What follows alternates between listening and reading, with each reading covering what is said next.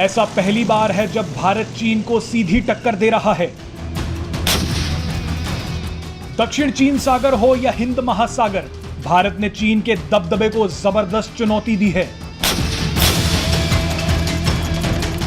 लद्दाख में तो भारत ने चीन को अपना सबसे ताकतवर रूप दिखा दिया है। चीन अब लद्दाख में आगे बढ़ने की गलती बिल्कुल नहीं करेगा, क्योंकि भारत ने अब लद्दाख में अपनी शक्ति और बढ़ा दी है।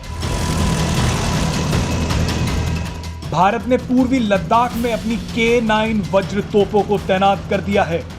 इस बार भारतीय सेना ने लद्दाख में अपना एक नया हथियार उतारा है। दरअसल लद्दाख के खुले मैदान टैंकों के लिए आदर्श जगह हैं और वहां टैंकों की बड़ी कार्रवाइयां की जा सकती हैं। इन K9 वज्र तोपों को लद्दाख के ऊंचे पहाड़ी इलाकों में 12,000 से लेकर 16,000 फीट की ऊंचाई पर तैनात किया गया है।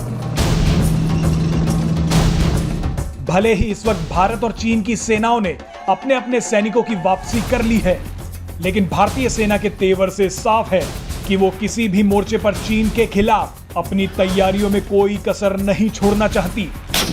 K9 वज्र स्वचालित तोपों की यह पहली रेजिमेंट है जिसकी लाइन ऑफ एक्चुअल कंट्रोल यानी LAC पर तैनाती हो चुकी है।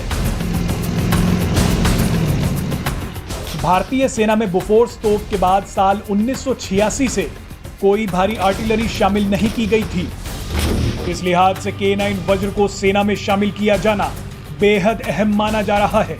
K9 वज्र सेल्फ प्रोपेल्ड आर्टिलरी गन है, यानी इन तोपों को किसी ट्रक या किसी दूसरी तरह से खींचने की जरूरत नहीं होती, बल्कि इनमें टैंक की तरह व्हील लगे होते हैं और ये खुद रेगिस्तान और पहाड़ों तक में दौड़ सकती है।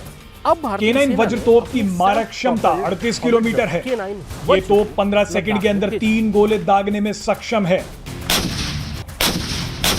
इसमें कुल 5 सैनिक बैठ सकते हैं जो पूरी तरह सुरक्षित रहते हैं। आपको बता दें कि K9 वज्र को 2018 में भारतीय सेना में शामिल किया गया था और लद्दाख के इलाके में इसकी तैनाती पहली बार की गई है। अभी लगभग साफ हो गया है कि इस साल भी भारतीय सेनाओं को पूर्वी लद्दाख में लाइन ऑफ एक्चुअल कंट्रोल यानी भारत चीन सरहद पर तैनात रहना होगा।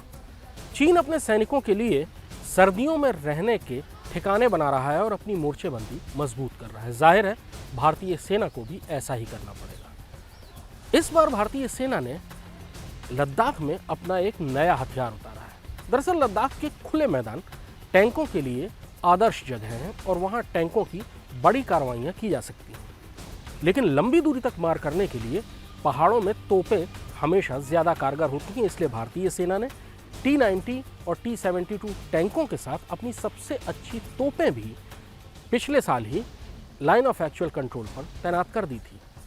लेकिन अब भारतीय सेना ने अपनी सेल्फ प्रोपेल्ड हॉविट्जर K9 वज्र को लद्दाख में भेजा है। K9 वज्र में ट्रैक लगे हुए हैं, इसलिए किसी टैंक की तरह खुले मैदानों में तेजी से दौड़ सकती है। लेकिन ये तोप है, आर्टिलरी गन है, इसलिए ये बहुत भारी और बहुत दूर तक मार करती है। इसमें 155 mm कैलिबर का राउंड पड़ता है, जो कि T-90 के 155 मिलीमीटर के राउंड से बहुत ज़्यादा कारगर है। टैंक की रेंज 5 किलोमीटर तक ही होती है। टैंक का फायर 5 किलोमीटर से ज़्यादा दूर तक नहीं जाता, पर चूंकि K9 वज्र हॉविट्जर है, तोप है, इसलिए उसका राउंड 38 किलोमीटर से ज़्यादा दूरी तक जाता है। भारतीय सेना ने इस साल फरवरी में कुछ K9 वज्र लद्दाख भेजी थी ताकि ये अंदाज़ा लगाया जा सके कि इस वातावरण में इतने हाई ऑल्टीट्यूड में और जहां हवा बहुत कम है, सर्दी बहुत सख्त पड़ती है, वहां K9 वज्र कैसा काम करेगी। नतीजे काफ़ी अच्छे रहे, इसलिए भारतीय सेना ने जुलाई में और ज़्यादा K9 वज्र तोपों की तैनाती लाइन ऑफ एक्चुअल कंट्रोल पर की है। भारतीय सेना के पास इस समय 100 K9 वज्र तोपें हैं जो दक्षिण कोरिया की तकनीक पर भारत में बनाई गई हैं। लेकिन अब इनकी तादाद और ज़्यादा बढ़ाने की योजना है। खबर यह है कि भारतीय सेना 40 और K9 वज्र खरीदने की तैयारी में है। जाहिर है ये नई ज़रूरत line of actual control eastern Ladakh के मोर्चे पर महसूस की गई होगी, क्योंकि फरवरी से लेकर अब तक यानी लगभग पूरे साल K9 वज्र का प्रदर्शन, उसकी मारक क्षमता और उसकी मनूवर करने की ताकत जो ईस्टर्न लद्दाख में देखी गई उसने भारतीय सेना को बहुत संतुष्ट किया है। यानी अब चीन के लिए सबसे बड़ी रुकावट जो पिछले साल T-90 टैंक थे, इस साल K9 वज्र होगी, जो किसी टैंक की तरह लद्दाख के खुले मैदानों में दौड़ेगी, लेकिन किसी आर्टिलरी गन की तरह, किसी तोप की तरह बहुत लंबी दूरी तक बहुत भारी गोला फेंककर दुश्मन पर बहुत ज्यादा तबाही मचाएगी।